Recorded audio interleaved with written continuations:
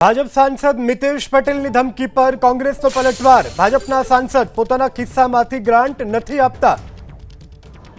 આણંદના સાંસદ ભાજપાના જે રીતે જાહેર સભાની અંદર આંકલવ ખાતે જે રીતે ધાક ધમકી ભર્યું આખું એમનું પ્રવચન કર્યું કે તમે જો ભાજપના ઉમેદવારને નહીં જીતાડો તો તમને ગ્રાન્ટ નહીં ફાળવવામાં આવે।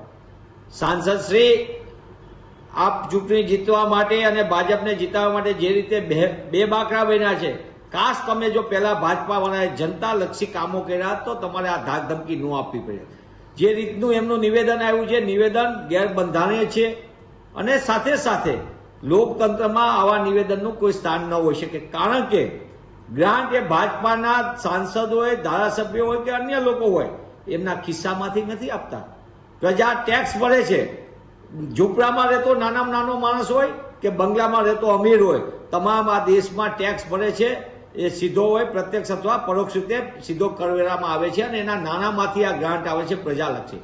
હા, ભાજપાના સાંસદને એ પણ ખબર હોવી જોઈએ કે તમે ગ્રાન્ટમાં જે કમિશનો ગોઠવો છો, તમે જે રીતે ભાજપાએ આખું મોડેલ બનાવ્યું છે ચંદા દો ધંધા લોનું, એના કારણે આજે ગુજરાતના સામાન્ય માણસને જે મળવાપાત્ર સામાન્ય સેવાઓ હોય એનાથી પણ વંચિત રહેવું પડશે। આંકલવનું નિવેદન વખતે રાજ્યના ગૃહમંત્રી શ્રી હોય એ સંપૂર્ણપણે સંવિધાન ઉપર શપથ લઈને બેઠા છે, ત્યારે સાંસદના આવા બે જવાબદાર નિવેદનથી એ વાત સ્પષ્ટ થાય છે કે ભાજપા હારી રહી છે અને ડરનો માહોલ એટલો બધો છે, પ્રજાનો આક્રોશ એટલો બધો છે, એટલે આવા નિવેદનો કરીને પ્રજાને ધમકાવવા માંગે છે, મતદાતાઓને ધમકાવવા માંગે।